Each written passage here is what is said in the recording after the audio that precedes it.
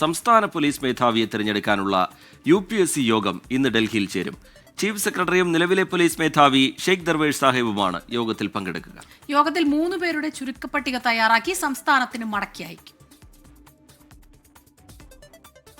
സംസ്ഥാന police മേധാവിയായ Sheikh Darvesh Sahib June 30-നാണ് വിരമിക്കുന്നത്.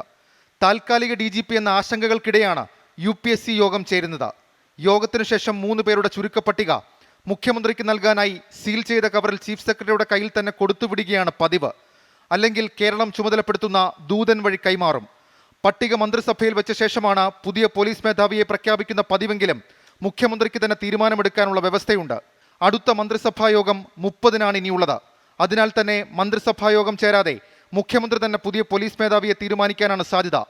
DGP റാങ്കിലുള്ള road സുരക്ഷാ കമ്മീഷണർ നിതിൻ അഗർവാൾ, കേന്ദ്ര ക്യാബിനറ്റ് സെക്രട്ടേറിയറ്റിലെ security secretary Rawada Chandrasekhar, fire force മേധാവി യോഗേഷ് ഗുപ്ത എന്നിവരാണ് പട്ടികയിലെ ആദ്യ 3 പേരുകാർ.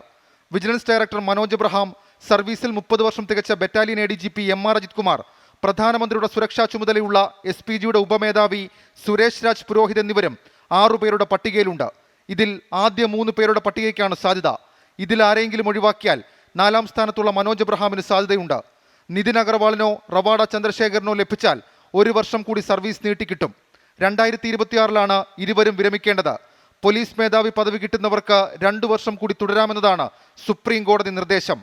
24 തിരുവനന്തപുരം.